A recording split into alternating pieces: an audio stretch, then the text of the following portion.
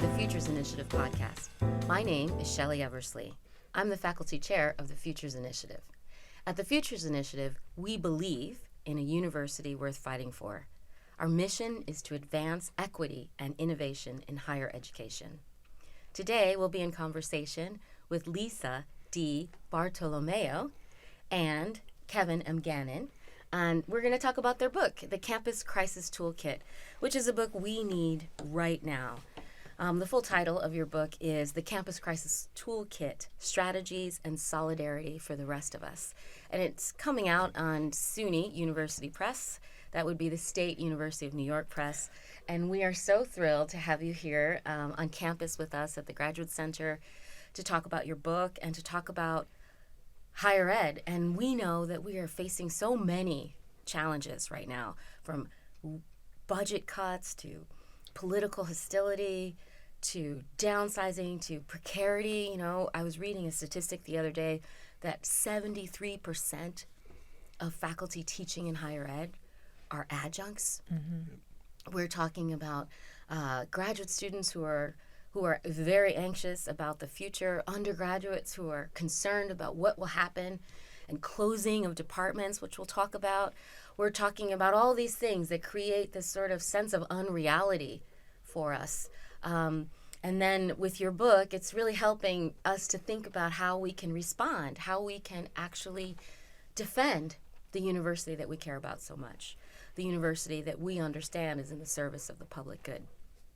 So Lisa is got a great story to tell. Professor Emerita at West Virginia University, and Kevin Gannon is the author of one of my favorite books, Radical Hope, A Manifesto for Teaching, and that's on West Virginia University Press. And Lisa's relationship to West Virginia University is something that we'll talk about today. So welcome, Kevin. Welcome, Lisa. Let's get down. Let's get into it. Let's talk about higher education and the campus crisis that you all organized a toolkit. So let's start with a polycrisis. Like in your book, you begin with this idea, this notion of a polycrisis. And Kevin, I was hoping that you could just define that for us so that we can have some language to talk about what we'll dive into today. Sure. So polycrisis, as the name suggests, is crisis after crisis after crisis after crisis, right? And as far as I know, it's Adam Tooze at Columbia University who sort of came up with this way to describe our current moment. And so as Tooze talks about, in a polycrisis, there are all of these disparate crises, but they're happening at the same time. They feed off of one another. They intensify because of one another. And I think the important part of understanding is not just like a whole bunch of bad things happening, which it is a whole bunch of bad things happening, right, but it's the cumulative impact, right? And Tooze talks about that the sum of all of them kind of outweighs the individual parts of it. And so the impact is disproportionate because it's all together. And he has this wonderful phrase that he talks about how it lands with, normal people, right? That at times, he says, it feels like as if one's losing their sense of reality. And I think this is the key part, right? A polycrisis is something that is disorienting, that is, it gaslights people. It's, am I the only one who's seeing all of this? What the hell is going on? And that impact, or that part of the impact, I think, is what weighs the most on people. It's this sense of, what can I possibly do as an individual in the face of this whole spectrum of just really awful things? Yeah, and when I was reading your book and thinking about polycrises, a polycrisis, like the rise of consultants, mm-hmm, the closing of departments, the sort of ramping up of productivity, the insistence on career readiness, this sort of attack against the humanities and liberal arts, the politics, the politicians coming in trying to tell us how to teach, what to teach, consultants who don't know anything about teaching, telling us about maximizing profit and productivity for students. I was just reading an essay in the Chronicle about the Department of Education, which is currently run by a woman who used to run the Worldwide Wrestling Federation. I mean, you can't even make this stuff up. Talk about unreality. That they're looking to sort of measure academic outcomes based on how much money students make when they graduate. It's insane. And it's unreal. And there's so many triggering words and sort of signs and symbols of a sort of evacuation of our mission for higher education. And I wonder, Lisa, you write about this in the opening of the book, and you sort of cue us to some of these sort of key words like academic transformation or institutional transition. What do those mean to you, and how have they informed your experience, especially the experience that sort of begins the book and sort of motivates or animates the project? Academic transformation is almost a triggering phrase for a lot of us, because it was the phrase used by the administration at the time to justify cuts, right? As though they were transforming the university, which in a way they were, in the same sense that you are transforming something that you're completely tearing apart and ruining. And so we took to calling it, most of us on campus took to calling it academic decimation, because, if you think about decimation, reducing by a tenth, and it was more than a tenth that we were reduced by. Over 300 faculty and staff were let go, and multiple programs, multiple majors, the only math PhD in the entire state of West Virginia. And instead of looking at academic transformation as something where, given the budget crisis, they could have taken a moment, thought about it, worked with all of us on campus, faculty, staff, and students, and said, okay, we have a serious crisis, and we want to bring all the voices in to try to figure out, how do we address this crisis? How do we capitalize on this moment of the need to transform and do it in a way that benefits all of us, instead of slashing and burning thoughtlessly, without strategy, without a plan for the future? And so I think that's where I come to this from, is academic transformation doesn't have to be a negative thing. And I think many of us on many campuses would say, absolutely, we need to transform. We have to meet the needs of the 21st century instead of the 19th century, although I'm a fan of the 19th century. But we're not transforming the parts that need to be transformed. And the people who remain behind, still making six figures year after year after year, are the people who put us in this place of difficulty in the first place. Right on, right on. I give a damn, and I think we should legalize teaching. How about that? I love your shirts, by the way. We didn't plan that. It's really fantastic. For those of you who are listening, Lisa's wearing a T-shirt that says "Give a damn," and Kevin's wearing a T-shirt that says "Legalize teaching," and it was not planned, and I love it. I love it. I love it. And I think about this, academic transformation, and I'm thinking about these sort of catchphrases. I was at a meeting the other day, and the consultants were having their favorite fireside chat talking about the new college. And I was like, what is the new college? I didn't know we needed a new college. And of course they were talking about AI and how we all have to jump on the AI bandwagon and follow the market. And so this interest is so demoralizing, because of course we didn't come here and commit our lives, literally, our lives to teaching. Thinking about following a market. In fact, we never showed up in these kinds of jobs to make money. Right. And to make a lot of money. We just hoped that we could pay our bills.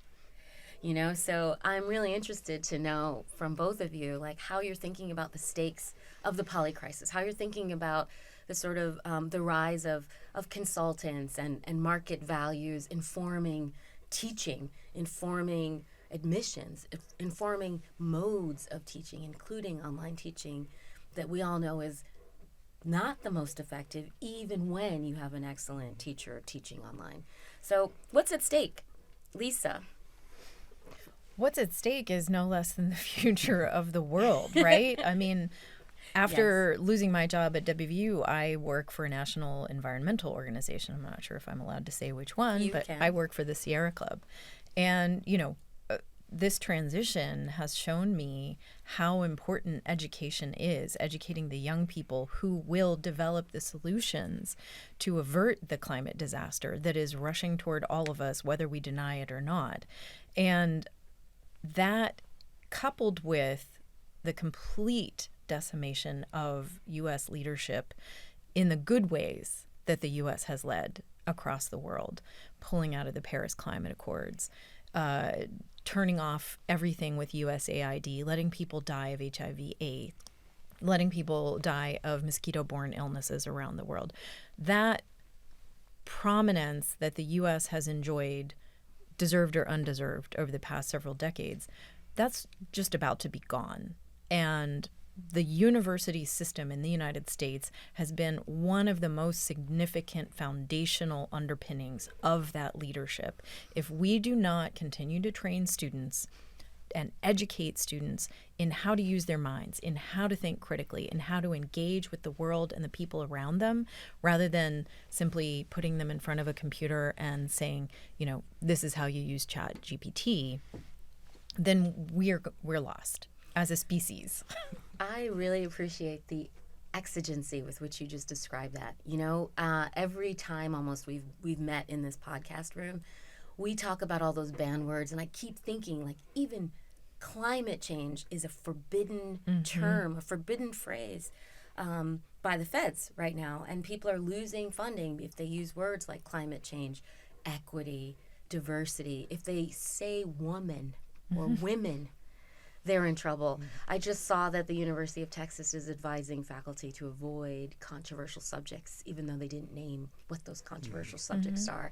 And I think a lot about what that means for a student who comes, who volunteers, whose family probably is making great sacrifice for them to achieve this education, and they don't even get a chance to dig into the big ideas that are shaping the world.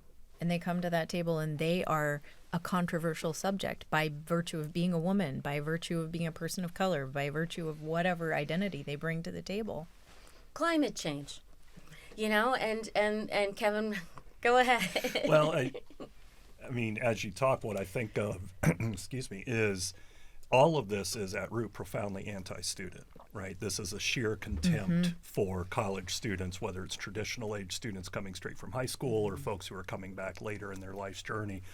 It is leadership, and I use that word loosely, basically telling them they don't matter, that you can't think for yourself, and so we have to rigorously curate a quote-unquote safe curriculum that doesn't offend our sensibilities.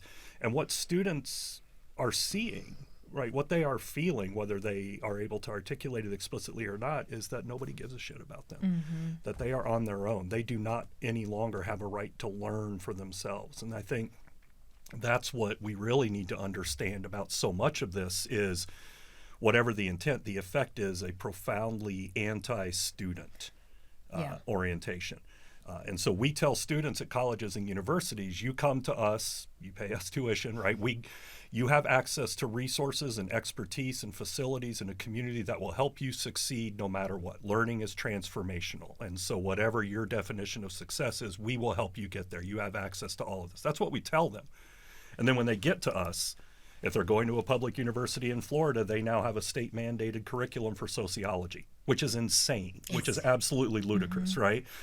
But if you're a student in Soc 101 and you've got this prepackaged sociology curriculum that literally does not let instructors talk about sociology, right, then what are you thinking, right? This is not transformational.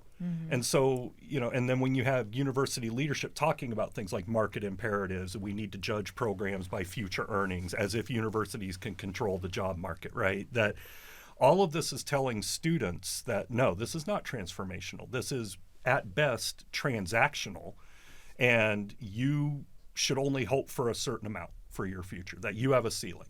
You know, we're communicating to students that, you know, despite all the rhetoric that is attracting you to come to higher ed, despite what we know it can do aspirationally as faculty and staff, decision makers, politicians, quote unquote leadership are telling students something very different, right? And that misalignment, that is not sustainable.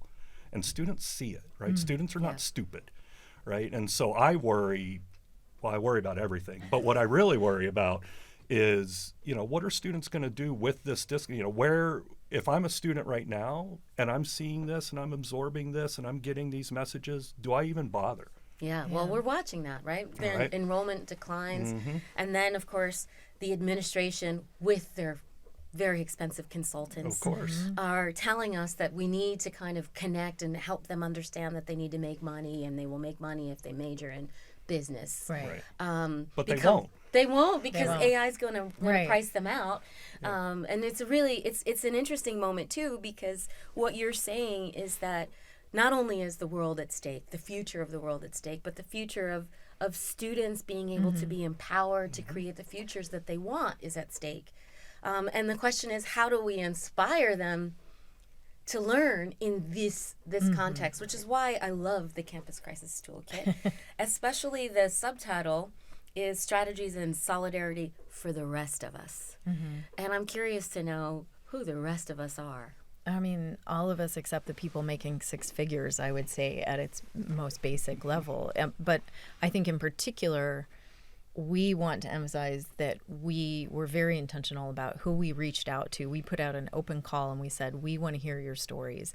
To Kevin's point about the message being, we don't give a shit about you, students, It's okay. is, we're going to charge you an arm and a leg to be here, and we're going to lure you in with all these promises, and then we're going to cut access to the kinds of programs that will give you a leg up.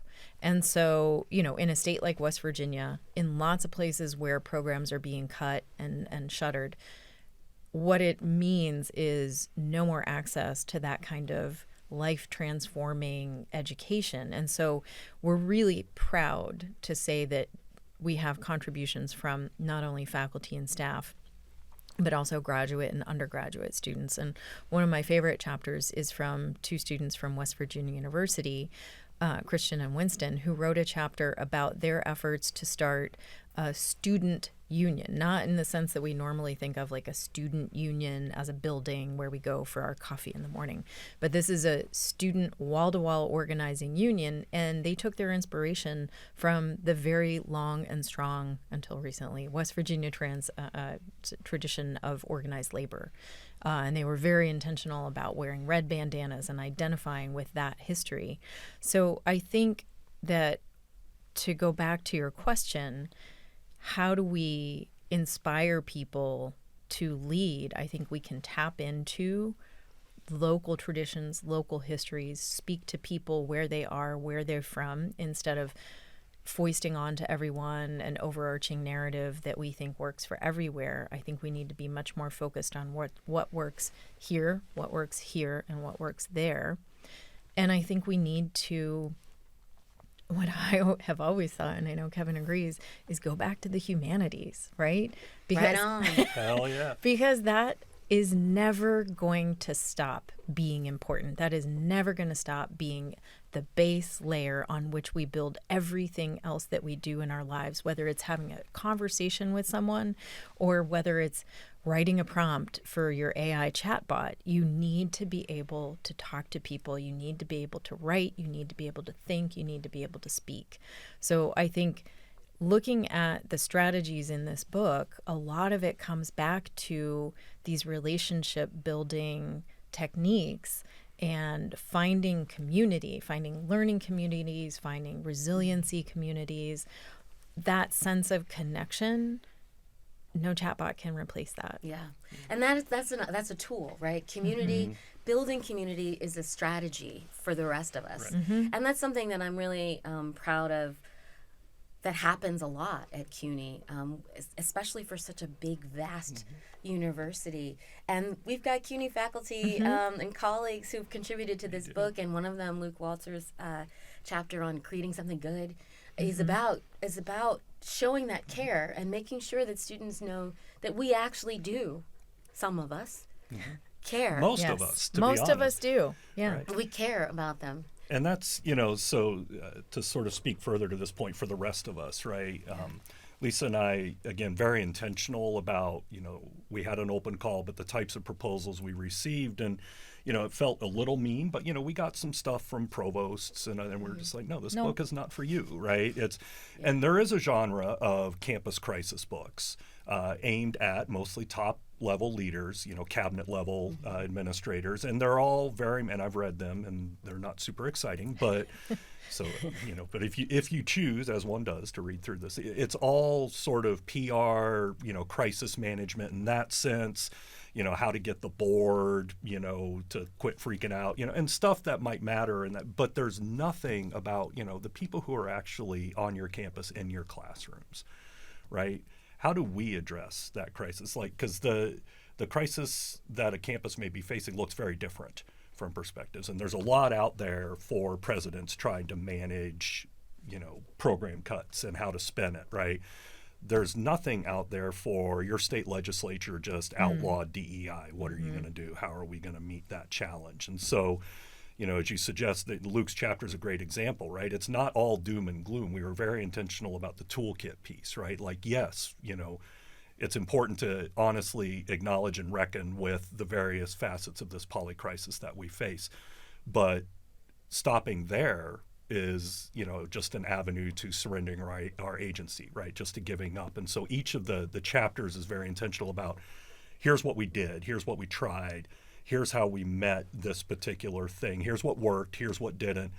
And most importantly, if this happens in your campus, because it's not if, but when, here are some things that you might think about trying, right? And so from undergraduate students all the way up through longtime faculty, this whole spectrum of contributors.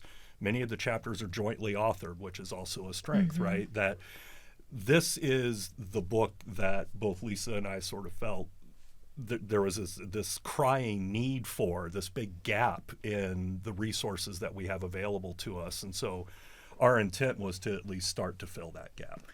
I love it, because we do have this gap. And like you said, there's this big divide between the sort of cabinet level administration, top down, telling us what we're supposed to do and how we're supposed to monetize and how we're supposed to, justify our existence. Right. And then, of course, you're right. We don't hear them saying, well, they give lip service a lot of times to, oh yeah, we care about the students, we're student-centered teaching, but it begins to feel like a catchphrase. It's just given by rote, right? It's this sort of ritualistic invocation. Our campus was relationship centered. No, you're not. Yeah. Right, but you're saying that because you know it works, right? Yeah. And you know that that's a phrase that you should probably be saying because it's a buzzword in higher ed. And so, back to Lisa's point about academic transformation, capital A, capital T, as a branding for the actual evisceration of the academic enterprise. It's at a point where it's just become perverse. Yeah, yeah. And there's something, it's depressing, right? And it's demoralizing. And at the same time, we showed up because we love teaching and we love our students and we love learning, and we're committed to that in the service of the public good. What's good about teaching? And, there's something in Radical Hope, your book, Kevin, you talk about teaching is not neutral, and that institutional neutrality is not neutrality. Can you say something about that, especially as we're thinking about that as a tool for the rest of us, so that we can keep going and we can actually make a difference in our classrooms and with our students? Right. So if you look at college and university missions across the country, right, a lot of these mission statements talk about producing critical thinkers, discerning citizens, people who make the right ethical choices, people who strengthen community. And then universities take this position of sort of this objective sounding neutrality, which undercuts that mission completely. Right, you're not making a critical discerning choice, right? Neutrality is, as I bang the table again, it's never neutral. There is no such thing, right? Neutrality is often a, sort of open invitation for oppressors to continue oppressing, right? And that oppression and violence can look different in a lot of ways. There's epistemic violence, there's intercultural violence, there's actual physical violence. Institutional neutrality is not the answer for the moment we're in. It's a cowardly stance. It's understandable in the sense that so much of upper leadership culture and the way that top-level administrators are trained and the sort of cohort that most of them come out of is a very risk-averse, don't anger the donors, don't anger the board sort of approach. But that's completely insufficient for the times in which we live. And so making the decision to sort of endorse something like the benign sounding phrase viewpoint diversity.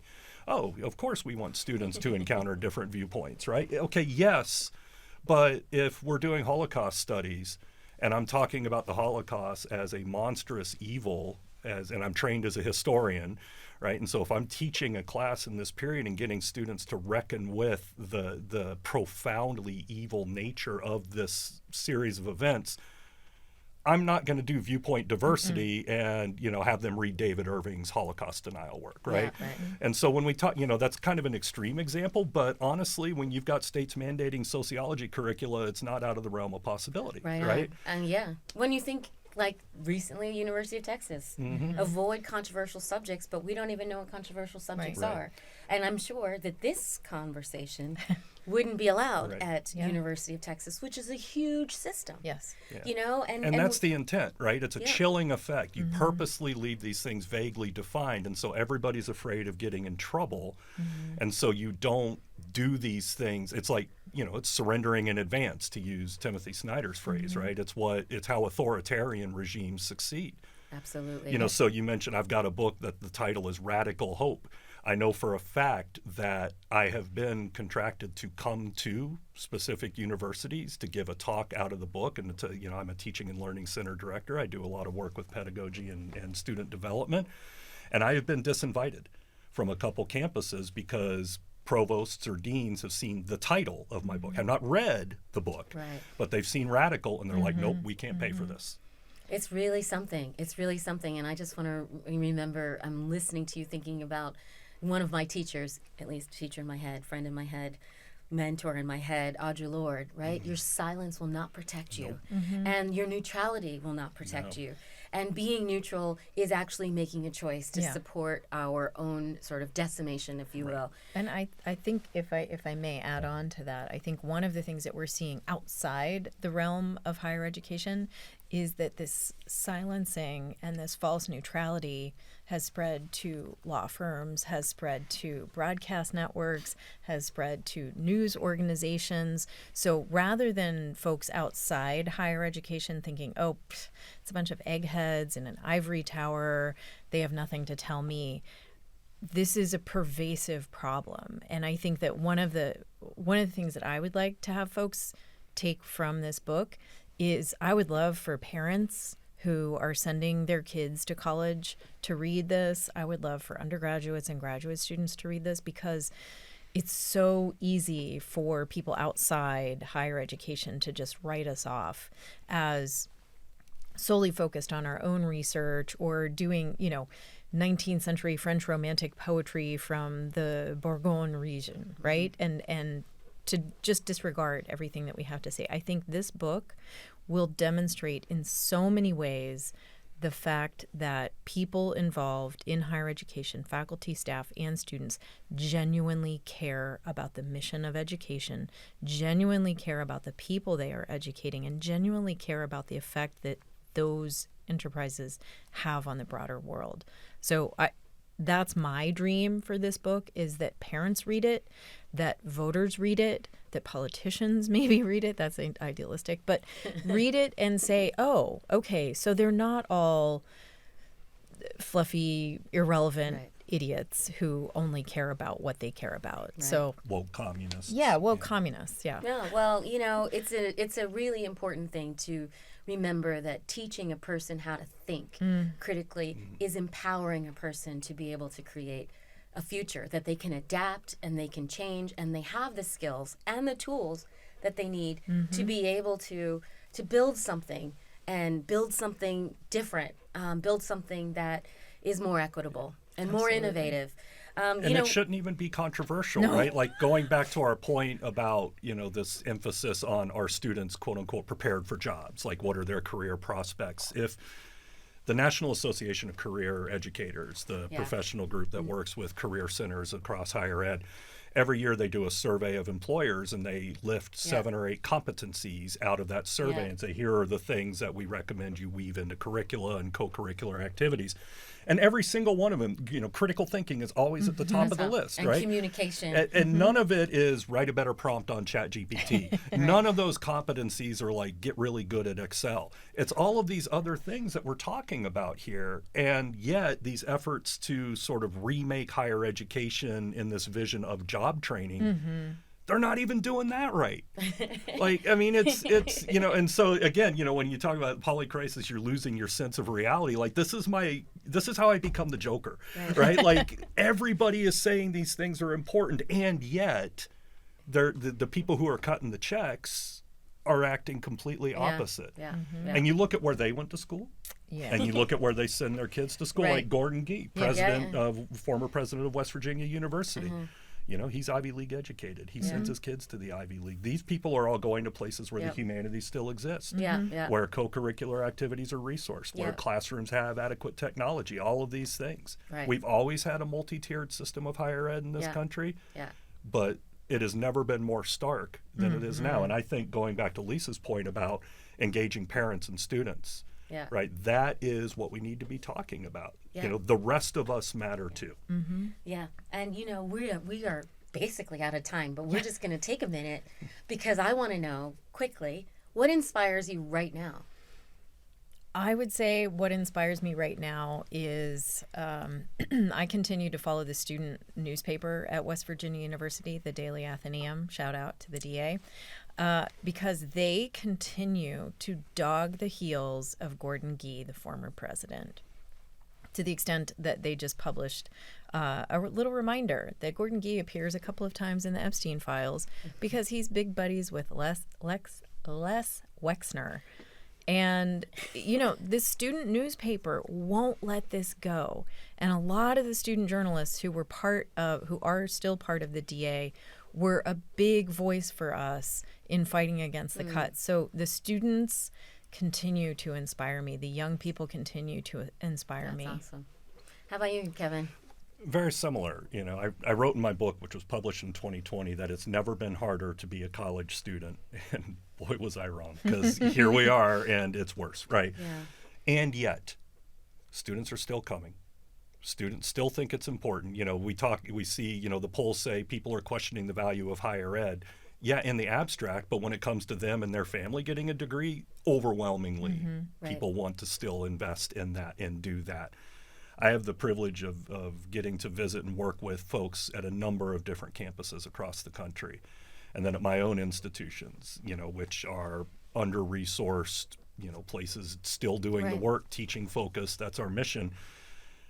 I see this happening on a daily basis. I see people doing the work. There's more of us than there are of them. Yeah, there are. Right? And so having the privilege of getting to see that on a wide scale across a whole bunch of different places, and then being able to bring that to places where people are talking, we're all alone in this, we don't know what to do, we feel rootless, and it's like, actually, no. Let me tell you about something that's happening at CUNY. Let me tell you something that Eastern Michigan University is doing to reckon with this, right? And that's what gives me hope. Like, right on. The university is a flawed institution, but it's also been around for over 1,000 years. It has, and we are out of time, and it's been an amazing conversation, especially because we're creating community across schools. We're building conversations, and the Campus Crisis Toolkit, strategies and solidarity for the rest of us, has all kinds of tips and advice and actionable advice that can help us through. And I think right now, most importantly, when we're feeling this way, we have to remember that we're not alone, that we do have a community of teachers and students and even some administrators who care and who are literally doing their best to fight for the university that we care for so much. So thank you, Kevin. Thank you, Lisa, for joining us today. Thanks for having us. Thanks. And everyone else, if you have a question, a comment, or a show idea, you can always email us at the Futures Initiative. You can follow our show notes where we'll have access and links to where you can find the Campus Crisis Toolkit, which is published by SUNY Press, which is out and available.